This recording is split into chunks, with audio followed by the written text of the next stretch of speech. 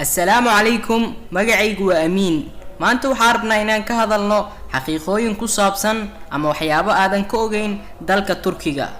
inta aan u gudagalin muuqaalkan subscribe saar gambaleelkana furo sidoo kale like garee muuqaalka waxay noo tahay dhiirigelin waad mahadsantahay soo dhawow Turkiga waa dal qadiimi ah waana dal aad u qurux badan waxaana ku nool qiyaas ahaan dad yow gaaraya 84,339,067 qof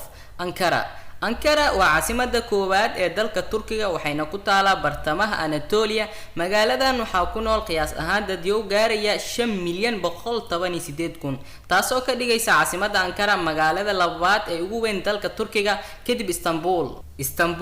Istanbul waa magaalada ugu weyn dalka Turkiga waana magaalada shanaad ee adduunka ugu dadka badan waxaana loo tixgeliyaa inay tahay reer Yurub haddana waxay u qaybsantaa laba qaaradood oo kala duwan qayb Istanbul ka mid ah waxay ku taalaa Yurub qaybta kalena waxay ku taalaa Asia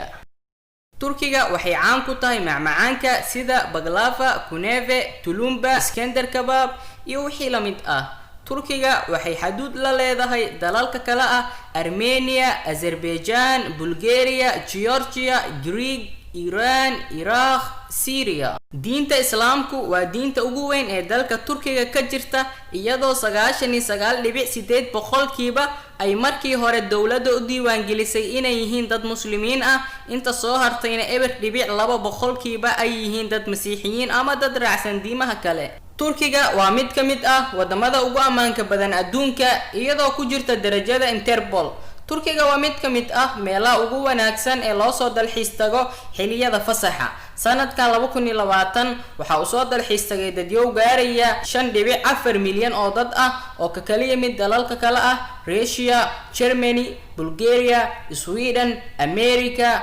Soomaaliya iyo wadamo kale oo inta ka sii badan. Ku faanida dalkooda hooyo dadka reer Turki ayaa aad ugu hanweyn yihiin inay yihiin Turki waxayna aad u jecel yihiin inay la wadaagaan taariikhdooda iyo dhaqankooda dadka martida u ah Turkiga waxay ka kooban tahay 7 gobol waxayna kala yihiin Marmara, Black Sea, Aegean, Central Anatolia, Eastern Anatolia, Southeast Anatolia iyo Mediterranean gobolada kala gedisan ee Turkiga waxay leeyihiin cimilo kala gedisan iyadoo nidaamka cimilada ay xeebuhu ka duwan tahay kan gudaha ka jira xeebaha Aegean iyo Mediterranean waxay leeyihiin qabow jiilaal roob leh iyo kulayl aad u kulul iyo mid dhexdhexaadba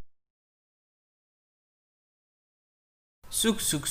waxaa raalgelin weyn ka bixinayaa in 11 maalmood aan ka maqnaa sababo jira awgood waxyaabihii aan wax ku duubi jiray baa cilad ku timid sida awgeed baa YouTube-kayga hakad u galay waa maasantihiin inta cusub soo dhawaada iyo intii hore u joogtayba soo dhawaada subscribe garee channelkan sidoo kale like saar muuqaalkan dhiirigelin bay noo noqonaysaa waa maasantihiin